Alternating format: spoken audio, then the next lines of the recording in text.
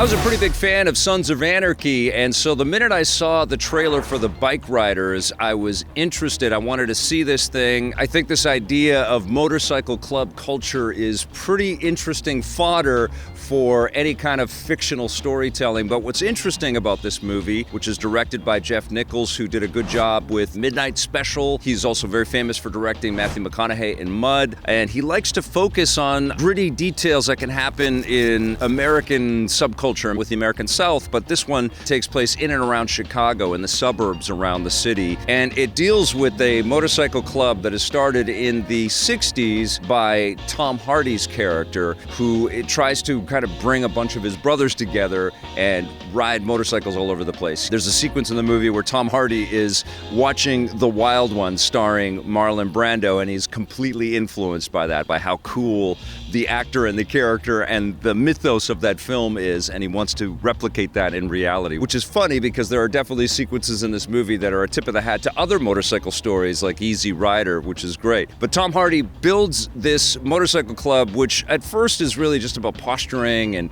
really about being cool and loud on these bikes. And he assembles a group of other riders out there with big personalities, most effectively Austin Butler, who plays this young, rebellious guy who is ready to do anything and throw himself into harm's way. A true believer in the Vandals, this club that they create. Ed Boyd Holbrook is a part of the menagerie. So is Michael Shannon, who's a frequent collaborator with the director Jeff Nichols. And then we're also joined by Norman Reedus in this movie. So there's a lot of like alpha male energy coming off the screen by all of these really accomplished and wonderful actors. And Tom Hardy is terrific in this. And Austin Butler again is showing how much of a movie star he is. Perfect hair, and there's the perfect silhouette, and there's these incredible sequences where he's just riding down, getting chased by cops, and he's looking like Joe Cool.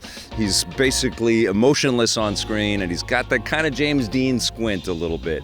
It's a little off-putting how glamorous he looks, and this movie definitely romanticizes the whole idea, but it also dives deep into how it doesn't, and it gets a little bit darker as the film progresses, because we see this motorcycle club culture kind of evolve, and the kind of gang ideas and the more sort of organized crime ideas start to take hold as we get a little bit deeper into this. But the whole setup for this movie is that there's an interviewer and a photographer played by Mike Faist, who is in the new Challengers movie right now, and he's photographing all of these eccentric characters and basically keeping it for posterity. Doesn't know if he's going to build a book or not, but he's got all these interesting vignettes with these characters and these great character actors, and they all have these solid moments, and you can see the filmmaker is framing up the shot. I saw this movie with my wife, and she leaned to me and she said, "We're going to see all these photos during the credits," and she was right.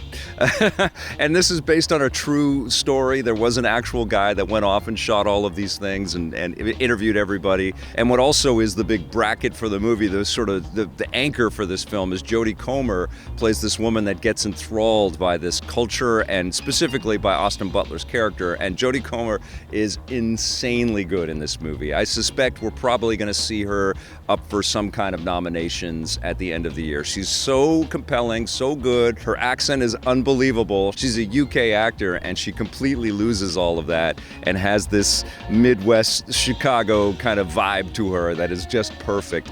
I love the period setting as well. It's photographed wonderfully, and everybody's costumes and the colors of the film are incredible. Of course, all of the vehicles and the motorcycles are incredible. Man, you feel the cool. And the audience, much like Jodie Comer's character, is just enthralled and taken in by the mysticism of this, like she's just a part of this pack, and she can just feel the wind blowing through her hair, and the music is perfect, and it's just you get onto this kind of chill vibe with the film. It's great. And then of course things start to break down and get a little bit heavier, and there's tension, and there's people that don't make it, and fights and stuff that break out. But the movie also does feel way more electric and way more interesting during the setup phase of the film, and then it gets a little depressing, and it sort of seems to run out of gas as we get towards the end. I do feel that there's enough beautiful, iconic elements in this movie that are definitely touchstones of, American pop culture through the ages. I think the idea of motorcycle clubs has always been fascinating, and I think that this picture does a really great job of honoring all of these iconic elements, but it just sort of deflates like a balloon, sort of letting its air out towards the end of it, which is funny because there's actually a sequence in the film where Austin Butler's character is being chased and then he runs out of gas, and that's kind of how the movie feels, because the movie has a setup where it feels it's got the same kind of crackle as a Martin Scorsese take on the criminal underworld, like a Goodfellas type thing. I'm not going to escalate this film to that level, but there is this really fantastic energy, and then it just sort of goes, we're over, and it's done. But I definitely did enjoy this movie, and I recommend that you see it. And if you're interested in this motorcycle club culture, it's worth the trip to the theater, but I wouldn't blame you if you waited till this came home. But it's a solid film. I'm going to give The Bikeriders a 7.5 out of 10.